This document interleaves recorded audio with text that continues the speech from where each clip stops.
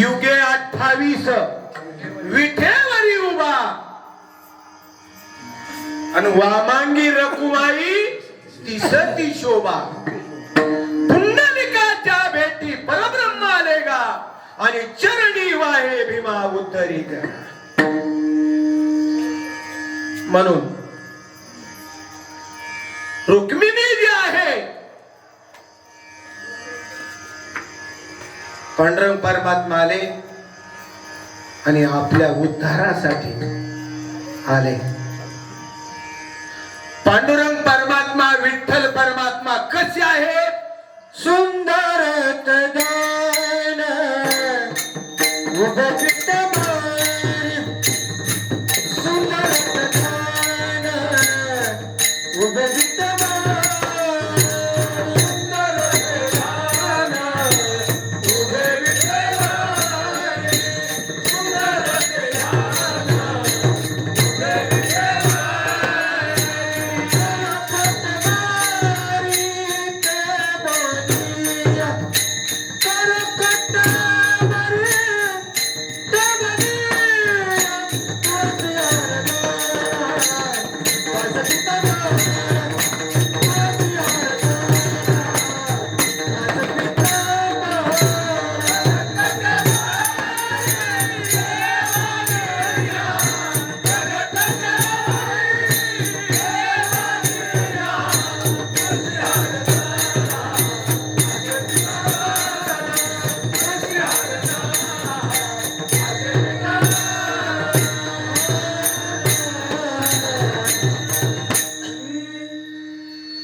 कसा देव या तुकोबरायांनी सांगितलं.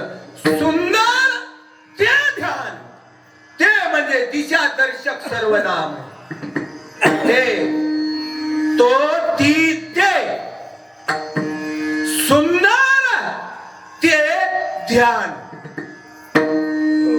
सुंदर आहे आणि सुंदर आहे का देव? काळ आहे की होय? देव कसा आहे? काळ आहे पण मनानं सुंदर आहे. देव कसा आहे? राजस सुकुमार, मदनाचा पुतळा. राजस सुकुमार, मदनाचा पुतळा. रवी शशी कळा लोपलिया, रवी शशी कळा लोपलिया. राजस सुकुमार, राजस आहे, सुकुमार आहे आणि तो विठेवर उभा आहे. सुंदर ते ध्यान आणि उभे विटेवरी. कारण देवाचं वर्णन तुकोबाराय करू लागलेले. करकटेवरी ठेवोनिया.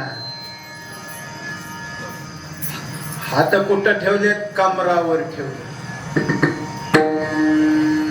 आणि पुन्हा काय परिधान केले? दुसऱ्या चरणात कुशिहार गाला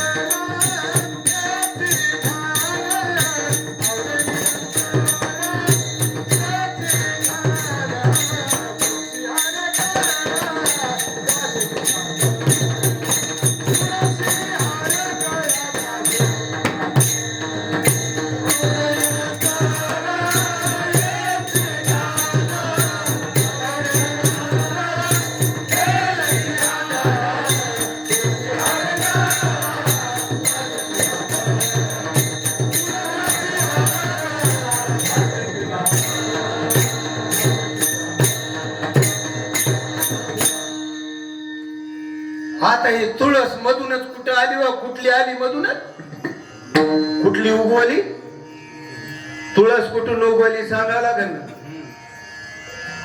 काय का नाही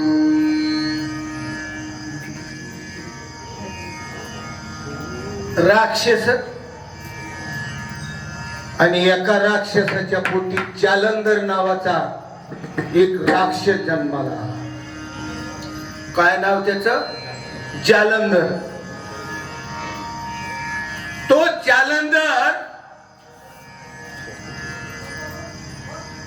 कुठला होता होतो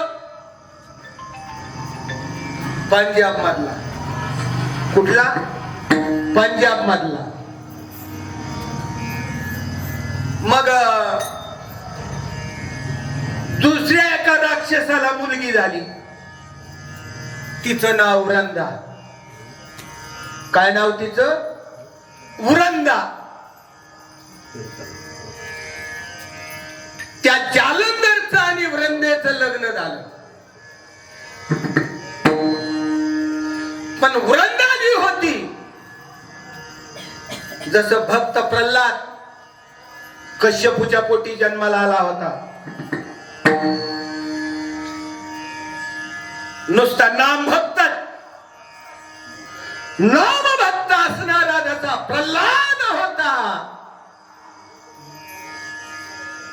तस राक्षसाच्याच पोटी वृंदा जन्माला आली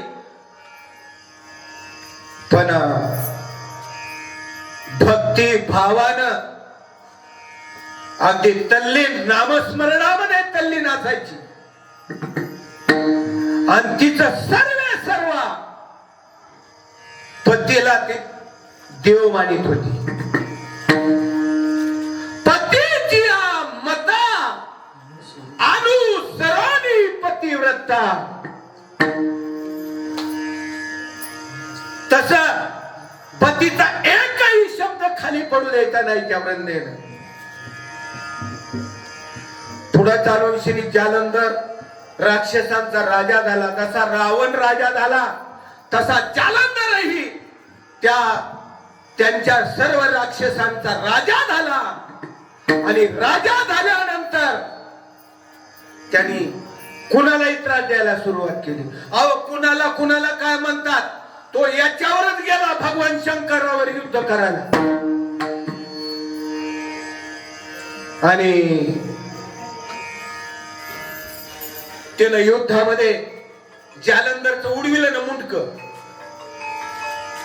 मुंडक उडवलं युद्धामध्ये मग जालंधरनं एवढं आता देवाबरोबर युद्ध करायचं म्हणजे थोडी ताकद असेल का मग ती वृंदा म्हणली मी महान पतिव्रता आहे म्हणली माझा पती माझ्या परवानगीशिवाय कसा काय मरू शकतो पण तिच्या लक्षात आलं की हे देव आहे देवाला शरण गेली कोण वृंदा म्हणली देवा माझा पती मला परत द्या म्हणली ते म्हणले मी आता त्याला मारले परत देऊ शकत नाही मग तू काय कर म्हणले विष्णूची प्रार्थना कर विष्णूची प्रार्थना केल्यानंतर ती आपल्या मांडीवर मुंडक घेऊन विष्णू परमात्म्याला यायला वेळ झाला म्हणून तिला सहन झाला नाही आणि तिनं दहन झाली ती पतीचं मुंडक मांडीवर घेतलं आणि तिनं सगळं दहन करून घेतलं पण ती विष्णूची भक्त असल्यामुळं विष्णू परमात्मा तिथं आले धावत आले आणि त्या राखेजवळ बसले विष्णू परमात्मा रडले आणि विष्णू परमात्म्याच्या डोळ्यातून ते त्या राखेमध्ये कारण वृंदा त्याची खरी भक्त होती त्या भक्तासाठी विष्णू परमात्मा रडले आणि रडून त्या ठिकाणी पाणी गळालं डोळ्यातलं आणि त्याच्यातून तुळस उगवली. राक्षसांच्या राखेतून तुळस उगवली आणि तुळशीच्या रूपानं वृंदा आपल्या सगळ्याच्या नाही म्हणित, ज्यांच्या गळ्यात आहे ना तुळशीची माळ, तर ती पतिव्रता वृंदा आहे. तुळस म्हणजे हा इतिहास श्रीकृष्ण परमात्म्याला माहित होता, पांडुरंगाला. म्हणून त्यांनी काय केलं, तुळसी हार गळा, काचे पितांबर, कमरेला पितांबर परिधान केलेला आणि आवडे निरंतर हेचे ध्यान. म्हणून तुळशी हार गळा, काशी पितांबर. तिसरं चरण काय म्हणते,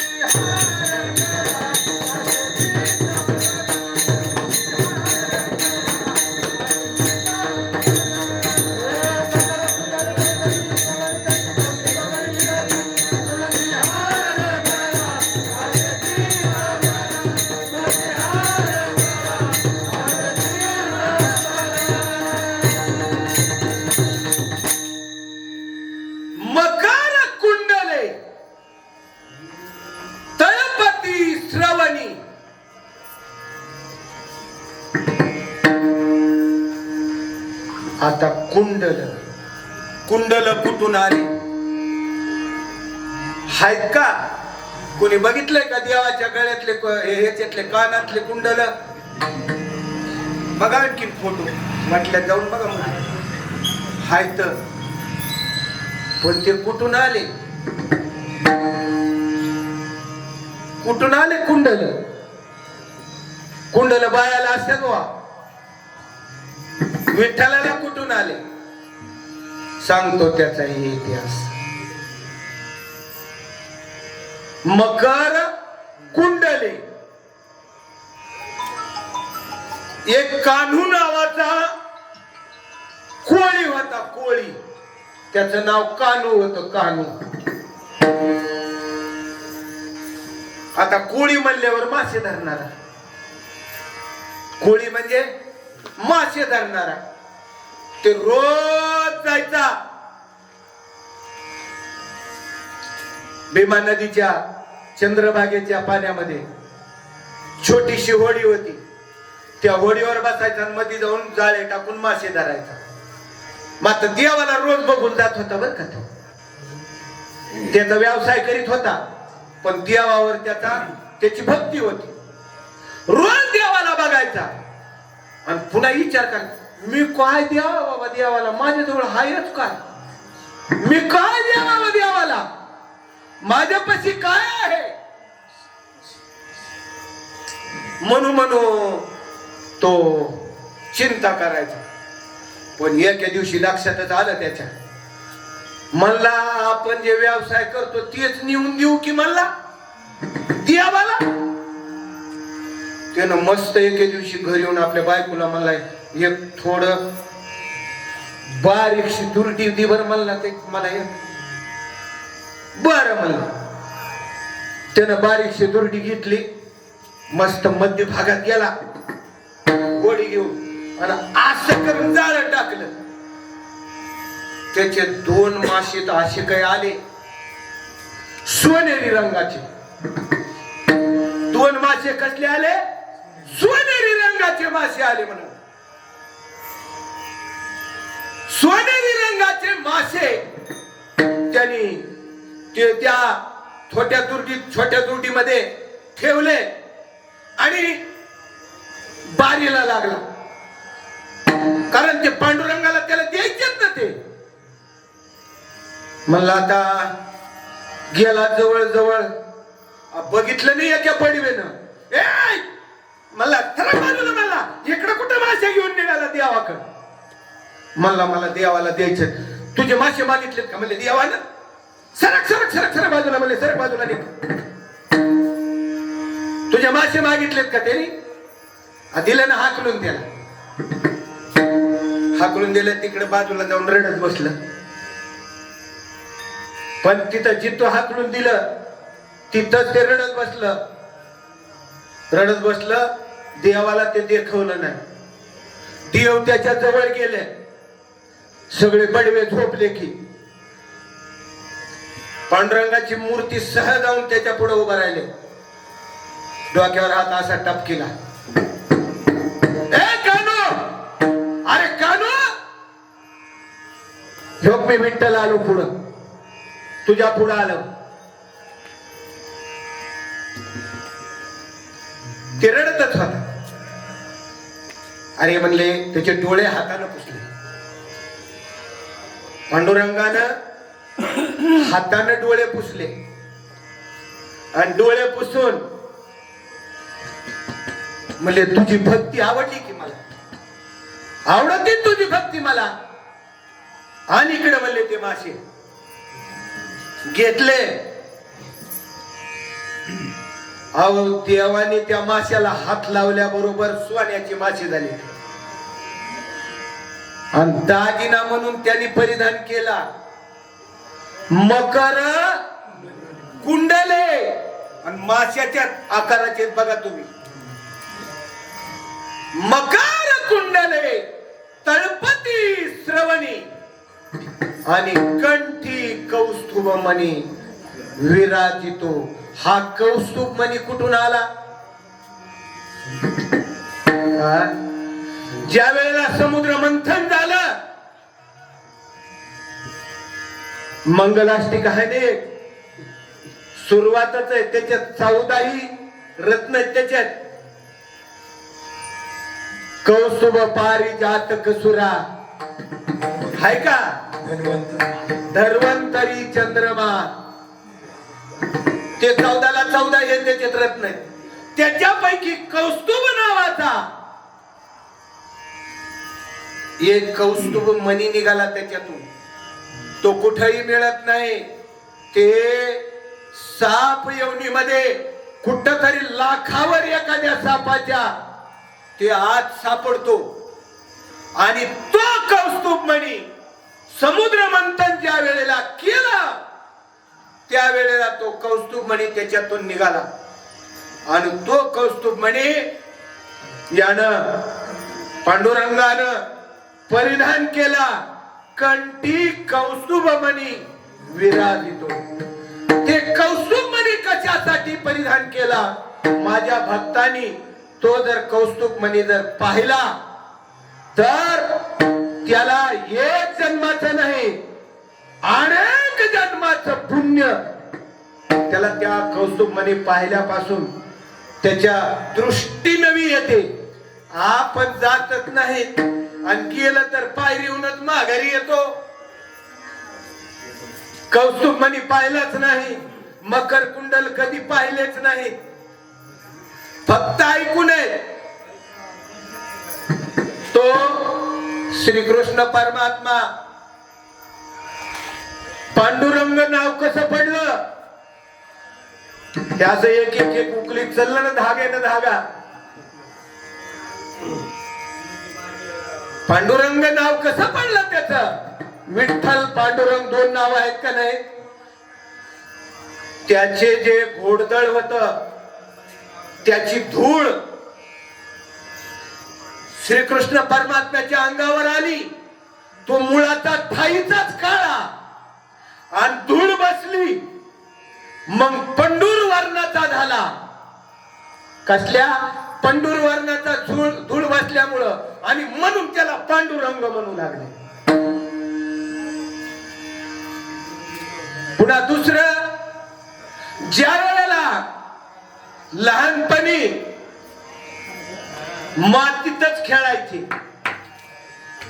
सर्व गोपी सर्व गवळणी मातीत खेळायचे आणि मातीत खेळायला हे मुळातच काळा होता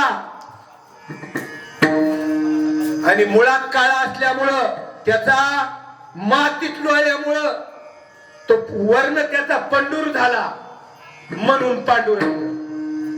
म्हणून मकर कुंडले तळपती श्रवणी आणि कंठी कौस्तुभ मणी विराजितो. तस आपले जे आई वडील आहेत फक्त एकच आपल्या काल परवा एक व्हिडिओ पडला होता बडे साहेब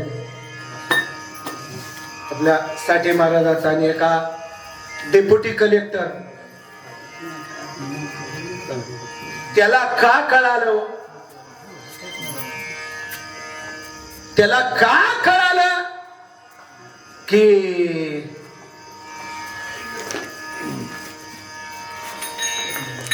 भाग्याचा उदय हेत जोडी संत पाय. माऊली म्हणतात भाग्याचे भडसे उद्यमाचे मिशे संपत्ती जाता पेसे घररी गे त्याला राजमौली म्हणतात. किंवा उदाले भाग्य आता अवधी चिंता वारली संत दर्शने हा लाभ आणि पद्मनाभ जोडीला भाग्य उदयाला आलं म्हणजे सद्बुद्धी सुचत असते. ज्या माणसानं 4 वर्ष 2 वर्ष 5 वर्ष आई वडिलाला सोडून दिलं आणि काय झालं त्याच्या शरीरात काय झालं त्याच्या शरीरात मन आणि बुद्धीचं भांडण लागलं. काय लागलं मन बुद्धीची कातरी आणि राम नामे सोने चोरी भांडण लागलं त्याचा. आणि त्या भांडणाच्या ह्याच्यामध्ये आपण केलेली कृत्य आपल्या आई वडिलाला सोडून आलेलो कोण त्याची गती होईल नेनो काय करू बहु वाटे तळमळ आणि आंधळे सकळ बहिर्मुख. तस त्याचं आंतर्यामी उफाळून आलं. महाराजांनी एका कथेमध्ये सांगितलं आपल्या साठे महाराजांनी की आई वडिलाची सेवा करत जावी आणि ज्याला आई वडील नाहीत ना त्यांना माहित असतं आईची वडिलाची किंमत काय आहे ती त्यांना कळत असतं. हे ऐकलं आणि ह्याच्या मनात त्यांनी धरलं अरे बाबा त्या महाराजाला साठे महाराजाचे आई वडील लहानपणीच वारलेले पण माझे आई वडील असताना माझ्या दृष्टीने ते मेलेले कारण माझी बायको सुपर क्लास वन आहे ती कलेक्टर आहे आणि मी डिप्युटी कलेक्टर आहे. माझ्या आई वडिलाला काय उपयोग त्याचा. म्हणून त्यांनी महाराजाला फोन केला महाराजाला रडत रडत फोन केलेला. महाराज माझं इथून माग काय चुकलं असेल ते चुकलं असेल. मी आता माझ्या आई वडिलांकडे जाणार शरण जाणार मी पाया पडणार त्यांच्या पाया पडून मी माझ्या इथं घेऊन जाणार. माझी बायको माझ्या जवळ राहिली तर राहिली नाही राहिली तर तिच्या रस्त्यानं का जात नाही. कारण शास्त्र काय सांगते तप्याविन दैवत तिथल्याविन प्राप्त आणि गुजेविन हित कोण सांगे. तप केल्याशिवाय दैवत प्राप्त होत नाही. आमचे डॉक्टर साहेब डॉक्टर झाले म्हणजे फुकट नाही झालेले तप केलेले. 6 वर्षाचं तप 6 2 8 वर्षाचं तप 10 वर्षाचं तप केलं तेव्हा डॉक्टर झाले. तस एक दृष्टांत देतो आणि आपली सेवा संपन्न करायची आहे. तब्येविन दैवत आणि दिदल्याविन प्राप्त गुजेविन हित कोण सांगे. एक मुलगा, दोघ जण, एका माणसाला एक कुटुंब होतं. त्या कुटुंबामध्ये 2 मुलं होती. एक मुलगा काही बरोबर शिकला नाही. ते आपल्या वडिलांना मदत करायचा शेतामध्ये. एक मुलगा 10वी झाली. म्हणला बाबा, त्याने एक अशी स्टोरी ऐकली होती, जास्त शिकल्यावर मोठा साहेब होतोय, त्याला मोठी खुर्ची मिळते, मोठं होतंय, फलाना होतंय, बिस्ताना होतंय, ऐकलं होतं. ठीक आहे म्हणले. एके दिवशी म्हणला बाबा, मला पुढे शिकायला जिल्ह्याला जायचंय हो म्हणला. बर, आपल्याजवळ पैसे नाही हो म्हणले शिकवायला. पुढं कसं तरी मोलमजुरी करून जगत होत म्हणले आम्ही. कसंही करून 2 दिवस 3 दिवस रुसला, फलाने केलं, बिस्ताने केलं. वडिलांना काही पैसे दिले नाही. वडिलांना पैसे देण्याच्या ऐवजी त्याचं लग्नच केलं. का? आपल्यावर ऊस तोडायला होईल.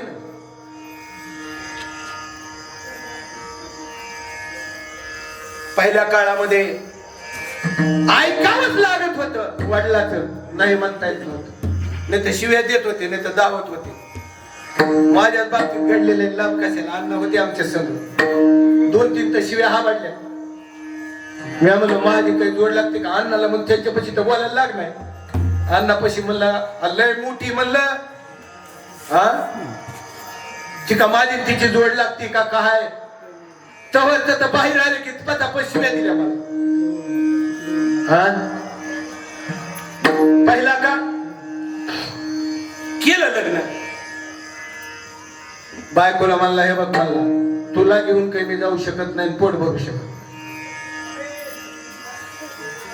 त्यानं जे रातच उठला आणि जे निघून गेला, मोलमजुरी केली, शिकला, 10 वर्ष निघून गेली. किती? 10 वर्ष गेली निघून. आणि 10 वर्ष निघून गेल्यानंतर डायरेक्ट कलेक्टर म्हणूनच जॉईन झाला. आणि जॉईन झाल्यानंतर, कारण ज्ञानराज माऊलीने एक सुंदर वही लिहिलेली आहे. कळा येथून झाली या. काय म्हणतात माऊली? कळा येथून झाली या, विद्या येची केली या, इच्छा ज्ञान क्रिया वि आली हे. माऊली म्हणतात इच्छा, कोणती गोष्ट मिळवायची असेल तर माणसाच्या मनाची इच्छा पाहिजे फक्त. मी डॉक्टर होणारच, मी न्यायाधीश होणारच आणि झालाच पाहिजे. मी कलेक्टर होणारच आणि झालाच पाहिजे. इच्छा. आणि इच्छा नसल्यावर एक चुटकुसा दृष्टांत देतो. एक इतका माणूस चिकट होता, इतका चिकट होता, कल गेला, नालीत पडला. इतकी मोठी नाली, गोरे साहेब, नालीत पडला. पाहुणा एक आलेला होता. आणि मला म्हातारं पडलं गडे म्हणली नाली, पळतच गेला. बाबा इकडे दे माझ्याकडे हात, बाबा माझ्याकडे हात. ते त्या म्हणलेलं त्याला आवडत नव्हतं. ते सुतार होत एक बसलेलं.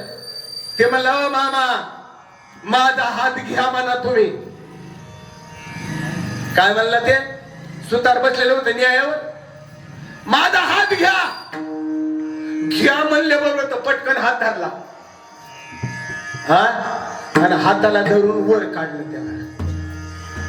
मग या अशा माणसाला काय, ज्याला इच्छाच नाही, इच्छा सगळे मिळालेल्या आहेत, काय उपयोग आहे?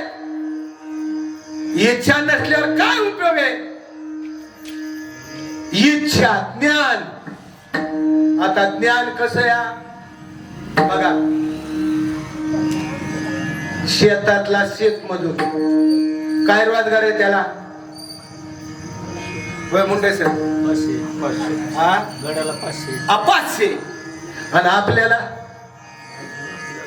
अवघ 3च्या पुढेच आहे. कशामुळं हे कशामुळं? हे ज्ञानामुळं, फक्त ज्ञानामुळं जास्त आहे तुम्हाला. जे बुद्धीनं काम करतो त्याला जास्त आहे. सरकार काही वेळ नाही. जो बुद्धीनं करतो त्याला जास्त आहे. आमच्या सारखा महाराज गाडीत बसला, कीर्तनात निघाला, चुप चुप चुप चुप चुप चुप चुप टपकून गाडी आदळली आणि आर्थिंगचा नट पडला. गाडीचा पडली ना बा गाडी पण.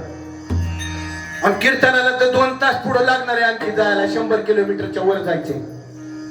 तो काय करावं म्हणले, असं करून बघितलं ते हाय हाय म्हणलं इथं जवळच दिसतंय गॅरेज.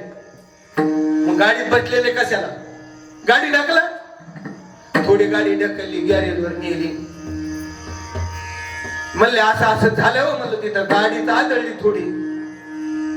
बरं म्हणले ठीक आहे. महाराज उघडा बोनट. असं डोकं घातलं मध्ये त्या बोनटच्या मध्ये आणि बघितलं. त्याला कळालं आर्थिंगचा नट निष्ठाला. मध्ये गेला, एवढा एवढा नट आणला, फिट केला. म्हणलं किती पैसे द्यायचे? म्हणला 2100 रुपये द्या ना. म्हणलं काय एवढे एवढे नटाचे 2100 रुपये? नाही ना म्हणला, नटाचे नाही, नट रुपयालाच मिळते म्हणला. पण माझ्या ज्ञानाचे तुम्हाला किती बी झटत बसला असता तरी गाडी सुरू झाली असती का? नाही. माझ्या ज्ञानाचे पैसे द्या ना म्हणला. तसं माऊली म्हणतात, ते ज्ञान पैगा बरवे. काय म्हणतात माऊली? ते ज्ञान पैगा बरवे, जरी मनी आथी आणावे आणि संताया भजावे सर्वस्वीशी. ज्याच्याकडे ज्ञान आहे ना त्याला मान आहे. तसं ते ज्ञानासाठी त्याला ज्ञानाचे 2100 रुपये खटकून मोजून द्यावे लागले. इच्छा, ज्ञान आणि क्रिया दवाखान्यात न्यायचं आणि औषधच पाजायचं नाही, गोळ्या द्यायच्या नाही. कसं काय दुखणार आहे? क्रिया करावं लागेल का नाही? क्रिया करून ही दावी ती अंगी. क्रिया करून दाखवावं लागते. गोळी घेतली डॉक्टरांना सांगितल्याप्रमाणे तर ती बिमारी राहते. म्हणून इच्छा, ज्ञान, क्रिया विआली हे असं ज्ञानराज माऊली म्हणतात. तसं या जन्माला आलेल्या माणसानं फक्त एकच विचार करावा. संध्याकाळी निवांत आपल्या अंथरुणावर झोपते वेळेला एक विचार करायचा, काय मी आज दिवसभरात काय काय चांगल्या गोष्टी केल्या आणि काय काय वाईट केल्या. आणि तुमचे पाऊल जर सन्मार्गाला जर पडत असतील तर तुमच्या जीवनाची उंची आपोआप वाढत जाते. जो मनुष्य जन्माला आला आणि विचार करून वागला तो त्याच्या जीवनात तरले तरती हा भरोसा आणि नामधारकाचा ठसा. जे तरले त्यांनी सांगितले, बघा माणूस कसला बी असू द्या. मंदिरात एक गुरु होत, एक पाटील आला. पाटील आल्याबरोबर म्हणले, म्हणलं इथं कचरा तसाच आहे, तू जाळ्या काढीत नाही, काय करीत नाही. त्याचं नाव सुखदेव होत. अरे सुख्या बोललं बोललं बोललं आणि खुर्ची टाकली तिकडं पटांगणात बसलं. पेपर वाचला. त्या पेपरामध्ये त्या मुलाचा, त्या पूर्वाचा पोरगा एसपी झाला होता. काय झाला होता? एसपी. एसपी झालेला त्याचा फोटो बघितला, नाव वाचलं. त्यांनी सांगितलं, काय नाव सांगितलं होतं मी? सुखदेव. सुदेव, ए सुदेव. आधी सुक्या म्हणून म्हणून शिव्या देऊन गेलता ना खाली. कसं पार्ट बदललं लगेच. सुदेव, ए सुदेव इकडे ये बरं. आता ते आलं थर का बघतं की हानतोय म्हणले. आता आपल्याला खाली गेलं की तुझंच पोरग आहे का रे? म्हणला हो. अरे म्हणले हे एसपी झालंय की त्याची भाषाच बदलली. तसं आपल्याकडे ज्ञान असेल, आपण चांगल्या मार्गाला जर चालत असो तर आपल्याकडे बघणारे लोक सुद्धा चांगले असतात आणि आपल्या जीवनाची उंची त्याच्यावर वाढत असते. आपण निकृष्ट दर्जाच्या रस्त्याने जर चाललो, चांगला रे महाराज असला आणि बारच्या गाडी उभी पुढे केल्यावर मुंडे सर सारख्या जवळ महाराजांची गाडी बारवर उभी राहायला लागली. आता हा दर्जा खालावतो का नाही? आणि आपण जर उच्च माणसामध्ये जर बसलेलो असो तर त्याचा दर्जा वरचीवर वाढत जातो. तसं आपल्या जीवनाची जर उंची वाढवायची असेल तर विचार करायला पाहिजे. आणि मी तू हा विचार विवेक शोधावा आणि गोविंदा मानवा याच देहाला विचार करण्याची पात्रता सर्व आहे, इतर जीवाला नाही. अहो रात्री घडलेलं उदाहरण सांगतो. 1-2-3 वर्ष झालं एक कुत्र आणि कुत्री दारात बसत होती. एका मूर्खानं रात्री इतकी गाडी पळविली, कुत्री चेंगरून मेली. अहो ते कुत्र कालपासून घास खायनाय आणि कुत्रीच्या मानावर मुंडकं टाकलंय आणि रडत. आता सुद्धा मी निस्त जवळ गेले की निस्त रडत आहे. रात्रीची गोष्ट आहे. अरे प्राण्याने एकूण एकाला जीव जर लावला तर प्राणी बघा ना, तू प्राण्याची. आणि आपण तर माणसं आहोत आणि माणसानं माणसाला जीव लावला आणि जीव लावल्यानंतर सर्व काही साध्य होतंय. तर शेवटी तुकोबाराय काय म्हणतात, तुका म्हणे माझे हेचे सर्व सुख,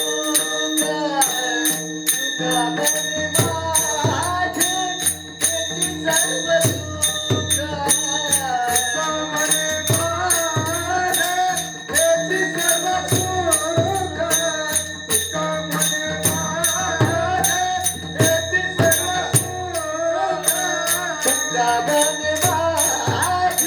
हेचे सर्व सुख, तुका म्हणे